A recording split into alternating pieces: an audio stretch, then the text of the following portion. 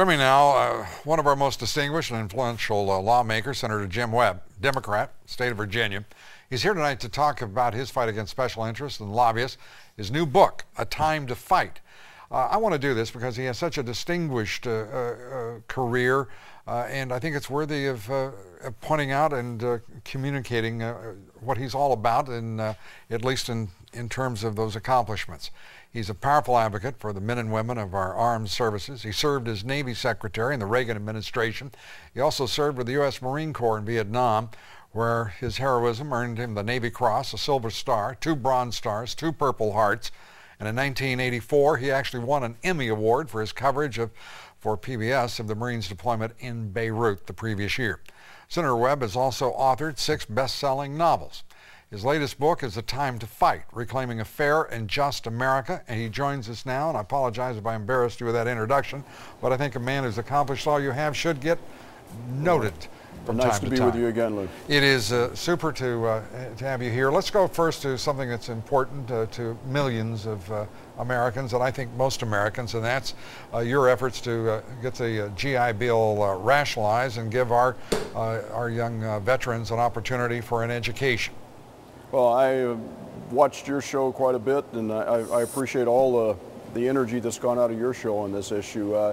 Before I ever thought I would run for office, I believed that it was past time for the Congress to start rewarding these people with the right opportunity for a full future, the same way that we did when they came back from World War II. And we actually may get that vote tomorrow, I'm hopeful. As soon as tomorrow?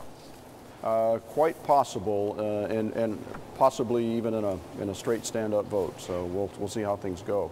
I want to turn to all your discussion with Senator Sessions about things that shouldn't be in a supplemental is well taken. This is the kind of thing that when you're talking about funding costs of war, I think would be appropriate on a bill like that. Yeah, I couldn't agree with you more, and I think most folks would agree with you. I would like to turn to the book now, A Time to Fight. Your book is interesting in that in so many respects, but it's a rallying cry. What do you hope people will take from it at this particular moment in our history? Well, one of the things that I can do up here that is a little bit different, perhaps in the vein of Daniel Patrick Moynihan, is having spent most of my career in writing and thinking, I think I can bring some perspective to issues rather than simply the legislative day-to-day stuff. And actually, there's one section in this book about economic fairness and social justice and those issues, and I was recalling the first time that I was on your show was when my book Born Fighting came out. That's right. And we had, before I ever thought I'd run for office, and we had quite an extensive discussion on issues like executive compensation. And you've pointed out for years, I point out in this book when I finished college, the average corporate CEO made 20 times what the average worker does. Now it's 400. And the troubling thing is that this is only happening in this country. You can say part of this is globalization, and I think the internationalization of the American economy certainly set a lot of it into motion, but the Japanese corporate executives make 10 times what their workers make. Germany, it's 11 times, and those are very productive economies. So if we don't put this information out in a way that people can grab a hold of it, then we can't make changes. And I figured I would just go on record saying these things as a United States Senator. Well, I want to just read one excerpt, if I may, saying, "We are not engaging in the kind of constructive debate that might allow us to reach a fair set of solutions, and we will only be able to do so as a byproduct of reflective, thoughtful leadership that is anchored in a sense of true stewardship of our people." The solutions that you articulate and approach in your book, I want to commend to everybody. A Time to Fight by Senator Jim Webb. It is it's a time for elevated discussion. We don't always achieve it, even in times of presidential primaries and approaching a general election.